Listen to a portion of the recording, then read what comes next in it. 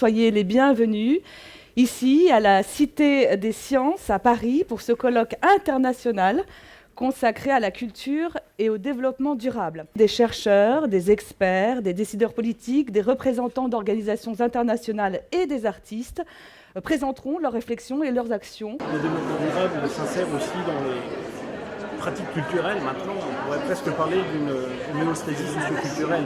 C'est un projet de société qui devrait nous animer, mais c'est aussi de rapprocher peut-être les deux secteurs, culture et développement durable. Démocratiser l'accès à la culture pour un plus grand nombre. C'est important de considérer la culture pas seulement d'un point de vue économique, mais aussi d'un point de vue qui apporte, qui est beaucoup plus large, qui apporte des valeurs, du sens, qui est un véhicule d'identité.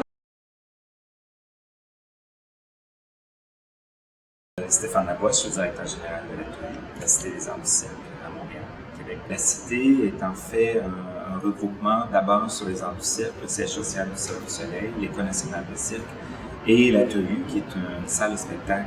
Mais ce qui est notre particularité, c'est qu'on est entre une ancienne décharge et une autoroute et dans un quartier très défavorisé. Alors, on a intégré les enjeux qui sont autour de nous pour en faire un organisme qui est à la fois culturel, donc la diffusion des arts du cirque, mais aussi un pavillon d'accueil et la porte d'entrée d'un futur deuxième plus grand parc de Montréal, donc la décharge qui transforme en parc, mais aussi une maison de la culture pour le quartier, une offre culturelle vraiment qui s'adresse aux résidents du quartier.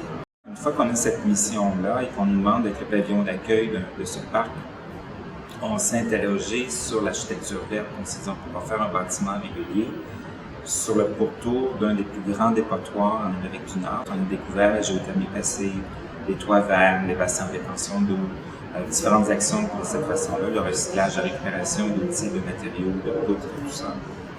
Alors, quand on fait l'architecture verte, on inverse la problématique. On met les enjeux au début et après on fait un budget. C'est ça du développement durable. C'est s'assurer que nos activités non seulement ne vont pas empiéter, ne vont pas hypothéquer les générations futures, mais en plus on va améliorer la situation des gens qui sont autour de nous. Avec Moulin Draos, je dirige le studio Daily tous les jours. On est basé à Montréal. Notre pratique se situe à l'intersection de la participation, du design et de la technologie. Je crois que nous, on approche le développement durable de différentes façons. Et c'est beaucoup par l'interaction sociale, soit d'engager les gens dans des discussions, de les rendre plus conscients de leur environnement. On aime dire qu'on essaie de définir une nouvelle façon de vivre. Donc, c'est une façon de vivre qui est responsable. Donc, de voir comment on peut évoluer en tant qu'espèce humaine d'une façon plus épanouie. Puis dans ce grand thème-là, il y a autant l'environnement que les liens sociaux, que l'épanouissement culturel. On a réalisé le projet d'être une balançoire pour un quartier des spectacles. C'est un instrument collectif géant. On parle souvent de nos projets comme s'ils réenchantent l'espace public. Instaurer aussi une culture d'inventivité, une culture active où les gens se sentent concernés, se sentent impliqués. Donc, c'est vraiment, pour nous, quand on parle de participation, design et technologie, c'est vraiment de donner un rôle aux gens, un rôle qui est actif, qui est significatif. C'est une fois que tu es connecté, que tu es proche d'un sujet, que tu as le goût de le protéger, que tu as le goût de le redéfinir, et ultimement de te le réapproprier.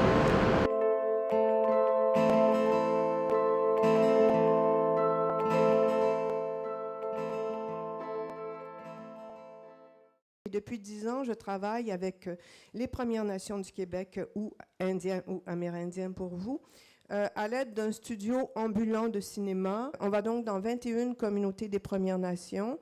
La chambre a été transformée en studio de montage, la douche en studio de son, le salon et la cuisine en lieu de rassemblement, de projection et d'apprentissage.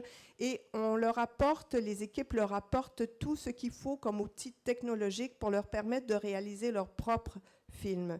On y fait des ateliers dans chacune de ces communautés-là qui durent 5 semaines. C'est des ateliers de formation en cinéma. Le fait de faire du cinéma, ça leur permet d'être en contact avec leurs racines, de s'affirmer avec fierté, de présenter ces films-là à leur communauté quand on y passe et que cette fierté-là devienne collective. Et après, cette production de films-là, leurs films se promènent dans le monde entier. Alors, il y a un premier événement au Festival du Nouveau Cinéma à Montréal et ils viennent de leur lointaine communauté présenter leurs films à des non-autochtones qui les connaissent trop peu. En fait, c'est un exemple concret d'un exercice qui utilise la culture pour l'ancrer dans la durabilité.